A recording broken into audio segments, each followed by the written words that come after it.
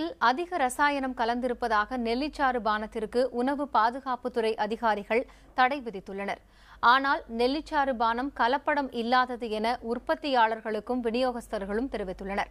தரமான முறையில் தயாரிக்கப்படும் நெல்லிச்சாறு கலப்படம் அற்றது என சான்றிதழ் பெற்றுள்ளதாக அந்த பானங்களின் உற்பத்தியாளர் பிரபாகரன், விநியோகஸ்தர் சிவகுமார் ஆகியோர் தெரிவித்துள்ளனர். இந்த பானங்களை மீண்டும் நேரடி பரிசோதனைக்கு உட்படுத்த தயாராக இருப்பதாகவும் அவர்கள் கூறியுள்ளனர். Government department of science and டெக்னாலஜியில் தான் அந்த ப்ராடக்ட் டெக்னாலஜி டெவலப் பண்ணி அதுக்கான அத்தனை அங்கீகாரமும் வாங்கி வச்சு தான் இந்த ப்ராடக்ட் முறையாக பண்ணிட்டு இருக்கோம். இப்போ திடீர்னு கூப்பிட்டு இந்த மாதிரிலாம் இஷ்யூஸ் சொல்லிட்டு இருந்தா இது வளர்ச்சியை பாதிக்கிற மாதிரி பண்ணணும்.